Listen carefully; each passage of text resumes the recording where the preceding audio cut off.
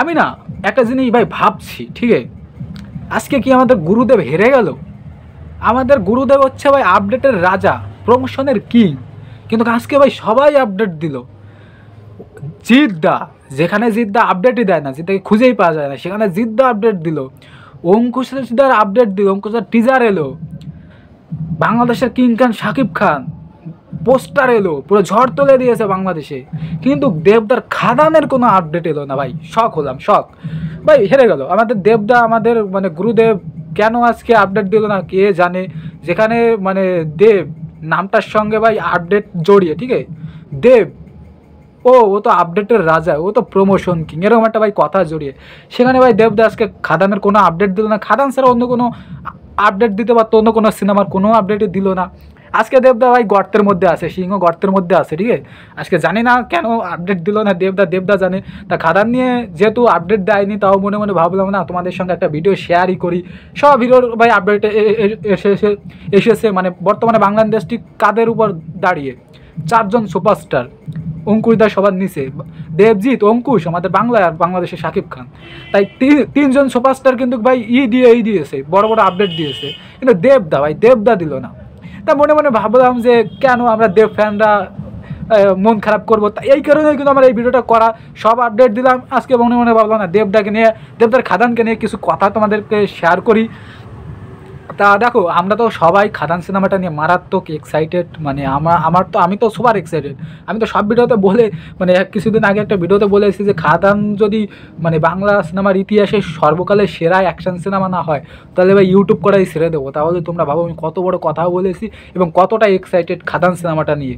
তা এই ভিডিওতে খাদান সিনেমা নিয়ে আরও কিছু ডিটেলস, কিছু আপডেটই বলতে পারো। তা ভাই দেবদার ট্যালেন্ট ভাই অন্যরকম, দেবদার চিন্তাধারাই অন্যরকম।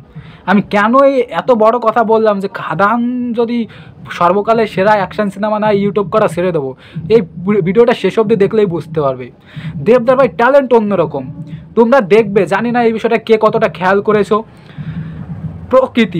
প্রকৃতির সিনেমার মধ্যে যত ভালো প্রকৃতি রাখবে, যত ইতিহাস ঘাটবে সিনেমার মধ্যে, সিনেমা তত হিট, তত মানুষকে আকর্ষণ করে ভাই। ইতিহাস ভিত্তিক সিনেমা, যে সিনেমায় একবার মানুষের মনে গেঁথে যায় না, সেই সিনেমায় ব্লকবাস্টার সুপারহিট, মানে ব্যবসার তুঙ্গে উঠে যায় ভাই, হাইপ মানে মারাত্মক থাকে ইতিহাস ভিত্তিক ভাই সিনেমা করলে। মানে বর্তমান টাইমকে না দেখিয়ে যখন একটু অন্য রকম ভাই সিন দেখানো হয়, যে বর্তমান আমরা যে যুগে আছি, যন্ত্রের যুগে আছি, বর্তমান সভ্যতার মধ্যে আধুনিক যুগে আছি, সেই আধুনিক যুগটা পেরিয়ে যদি একটু হাটকে কিছু দেখানো হয় সিনেমার মধ্যে, সেই সিনেমা ভাই নিয়ে মানুষের মধ্যে হাইপ অন্য লেভেলের থাকে। সেই জিনিসটা দেবদা ক্র্যাক করে নিয়েছে। তাই তোমাদের এই কথাটা হয়তো আজ অবধি কেউ বলেনি। খাদান কিন্তু এখনকার টাইমকে দেখাবে না, এখনকার টাইমকে দেখানো হলেও কিন্তু যন্ত্র সভ্যতা থেকে একটু দূরে থাকবে, আধুনিক সভ্যতা থেকে একটু দূরে থাকবে। ওই যে বড় বড় ভাই বিল্ডিং, তারপরে এই যে মানে ট্রেন ফ্রেন, মেয়েরা শর্ট ড্রেস পরে ক্যামেরার সামনে আসবে, এরকম কোনো সিনই থাকবে না ভাই। খাদান ভাই কয়লা খনি, গ্রাম বাংলাকে তুলে ধরা হবে, ঠিক আছে।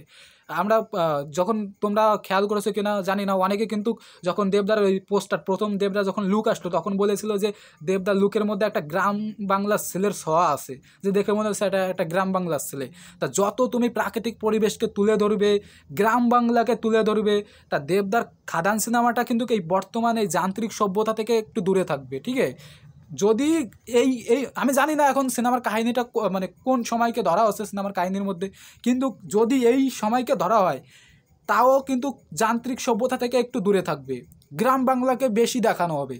যদিও থাকে 90% থাকবে গ্রাম বাংলার দৃশ্য, ওই কয়লা খনি, হ্যাঁ, কয়লা খনির মধ্যে হয়তো দেবদার এখন জানি না কোনো ঘরবাড়ি থাকবে, সেখানে শ্রমিক হিসেবে কাজ করবে, এরকম কিছু একটা থাকবে।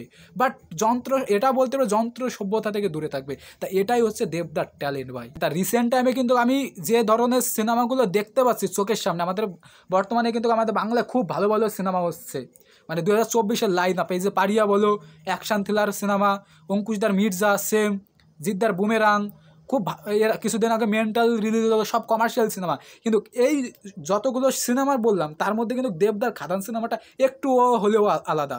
আবার অপরদিকে জিদ্দার বুমেরাংটার দিকে একটু নজর রাখতে হবে। বুমেরাং কিন্তু 100 বছর পরে গিয়ে কী হতে পারে সেই মানে ট্যালেন্টটা জিদ্দা খাটিয়েছে এখানে। এখন এটা কীভাবে কেমনভাবে ওয়ার্ক করবে সেটা আমি বলতে পারছি না, বাট দেবদা একটা টেকনিক খাটিয়েছে। দেবদার টেকনিকটা আমার সবথেকে বেশি ভালো লাগলো। আর জিদ্দার ব্যাপারটা আমি বলতে পারছি না, এখন জিদ্দার এই ব্যাপারে আমার ধারণাটা কম, যে 100 বছর পরে কী হতে পারে এই সম্পর্কে মানুষের ইন্টারেস্ট কতটা সেটা আমি বলতে পারছি না। কিন্তু এই যে দেবদার এই যে আইডিয়াটা, সেলুট দেবদার, সেলুট। তা এর মধ্যে আমি শাকিব খানকে একটু টানতে চাই। শাকিব খানের তুফান সিনেমাটাও কিন্তু এরকম লেভেলের হচ্ছে, মানে 90 দশককে কেন্দ্র করে তুফান সিনেমাটা হতে চলেছে। তুফান সিনেমাটা নিয়েও মারাত্মক হবে। এই কারণে দেখবে আমি প্রায়ই এই খাদান আর তুফানকে নিয়ে কথা বলি, ফ্যানদের মধ্যে এই নিয়ে ঝামেলাও হয়। এই কারণে ভাই দেবদার ট্যালেন্ট তো অন্য লেভেলের। দেবদা তো চিন্তাধারা নিয়ে এসেছে খাদান কিছু একটা মানে করে দেবেই দেবে, ঠিক আছে, চিন্তাধারাই অন্য লেভেলের। অপরদিকে শাকিব খানের এই তুফান সিনেমার এই যে কনসেপ্টটা, এটা দেখেও খুব ভালো লাগলো যে না, শাকিব খানও এই টেকনিকটা খাটাচ্ছে, ঠিক আছে। তাই এটাই তোমাদেরকে শেয়ার করার ছিল। খাদান ভাই, আমার ভাই খাদান নিয়ে আমার হাইপ ভাই মারাত মানে মানে মনের মধ্যে উন্মাদনা তুঙ্গে। তা খাদান নিয়ে আজকে কোনো বড় কোনো আপডেট এখনও অবধি আসেনি, তাই তোমাদের সঙ্গে মনে মনে ভাবলাম না এই ভিডিওটা তোমাদের সঙ্গে শেয়ার করি। সব হিরোর আপডেট দিলাম কিন্তু দেবদাকে নিয়ে কোনো কথা আজকে বললাম না, তাই তোমাদের সঙ্গে শেয়ার করলাম। ভিডিওটা আপলোড করতে করতে হয়তো অনেক রাত হয়ে যাবে। তা জানি না কে কে ভিডিওটা শেষ অবধি দেখেছো, প্লিজ শেষ অবধি দেখলে কমেন্টে জানিও। আর আমার এই ভিডিওটা ভালো লাগে প্লিজ লাইক কমেন্ট, আর চ্যানেলে নতুন হয়ে থাকো চ্যানেলটা সাবস্ক্রাইব করার সঙ্গে থেকে দেখা হচ্ছে পরবর্তী কোনো ভিডিওতে। টাটা।